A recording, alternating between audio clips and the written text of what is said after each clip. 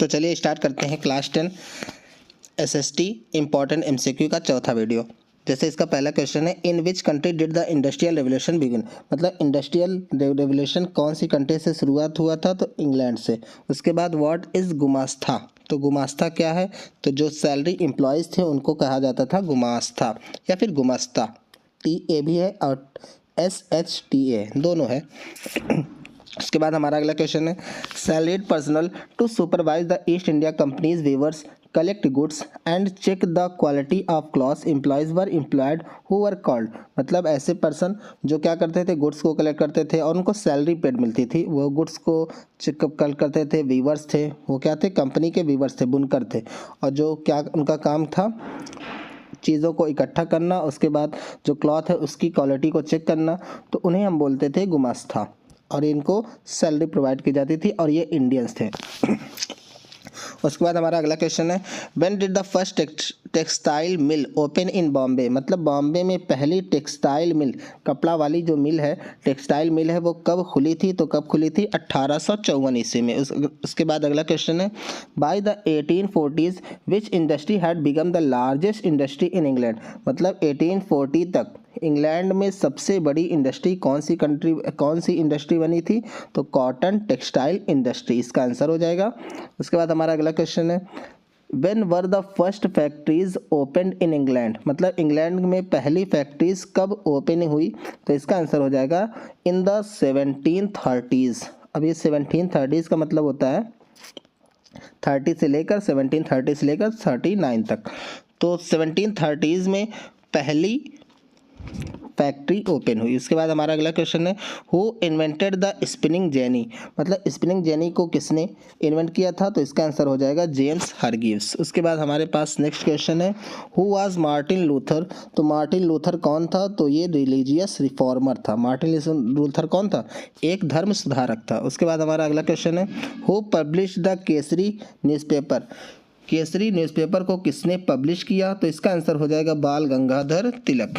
उसके बाद हमारा अगला क्वेश्चन है, which was the first complete autobiography, autobiography क्या होता है, जो इंसान अपने बारे में लिखता है तो हम उसको बोलते हैं ऑटोबायोग्राफी।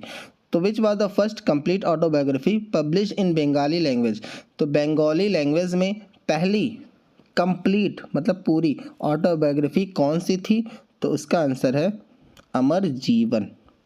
उसके बाद हमारा अगला क्वेश्चन है, the writings of which of the following philosophers created the conditions for the revolution in France, मतलब किसकी राइटिंग ने, मीन्स कौन सा ऐसा फिलोसफर था जिसको हम बोलते हैं, फिलोसफर को हिंदी में बोलते हैं दार्शनिक, तो कौन सा ऐसा दार्शनिक था, फिलोसफर था जिसने फ्रेंच रेवोल्यूशन में अपने राइटिंग से एक अहम योगदान दिया था, तो कौन था, इसका आंसर हो जाएगा इसका आंसर रूसो। उसके बाद हमारा अगला क्वेश्चन है, when was the vernacular press act implemented, मतलब जो वर्नाकुलर प्रेस एक्ट था वो कब लागू किया गया था, तो कब लागू किया था, 1878 1878। उसके बाद हमारा अगला क्वेश्चन है, which book did Jyotiba Phule right in 1871 on the atrocities of the caste system, मतलब कास्ट सिस्टम की जो एट्रोसिटी थी, कमियां थी, उसको दूर उसके बारे में 1871 ईस्वी में ज्योतिबा फुले ने कौन सी बुक लिखी थी, तो इसका आंसर हो जाएगा, वैसे यहाँ पे स्लेवरी है, जो कि बुक का नाम है गुलामगिरी, क्या है, गुलामगिरी। यहाँ पे ट्रांसलेशन में जो गुलामगिरी का ट्रांसलेशन हो गया स्लेवरी, तो हिंदी में इसका जो नाम था वो क्या था, गुलामगिरी। इसके बाद हमारा अगला क्वेश्चन है, when did James Augustus Hicky start editing the weekly magazine Bengal gazette, मतलब बंगाल गैजेट, जो जेम्स ऑगस्टस हाइकी ने बंगाल गैजेट मैगजीन को, जो वीकली मैगजीन थी जो हफ्ते में निकलती है उसको हम बोलते हैं वीकली मैगजीन, तो जो वीकली मैगजीन थी उसको एडिट करना कब शुरू किया था, तो कब से शुरू किया था, 1780 में। उसके बाद हमारा अगला क्वेश्चन है, name 2 countries in western Europe where the novel first took root, मतलब वेस्टर्न यूरोप की 2 ऐसी कंट्रीज़ का नाम बताइए जहाँ पर जो नॉवेल थी, उपन्यास था, उसने अपनी जड़ों को स्थापित किया। कहने का मतलब ये है नॉवेल कहाँ से शुरू हुई, सबसे पहले तो यहाँ पे क्या हो जाएगा, इंग्लैंड और फ्रांस। उसके बाद हमारा अगला क्वेश्चन है, हु कंपोज्ड गीता गोविंदा को किसने कंपोज किया, तो इसका आंसर हो जाएगा जयदेव। उसके बाद हमारा अगला क्वेश्चन है, who started the publication of संवाद कौमुदी फ्रॉम 1821 AD। मतलब 1821 AD से संवाद कौमुदी पब्लिकेशन को किसने शुरू किया था? तो इसका आंसर हो जाएगा राजा राम मोहन राय ने। उसके बाद हमारा अगला क्वेश्चन है और लास्ट क्वेश्चन है, who was the author of the गुलामगिरी। गुलामगिरी के ऑथर कौन है? जैसा कि अभी को पहले देखे थे, ज्योतिबा फुले।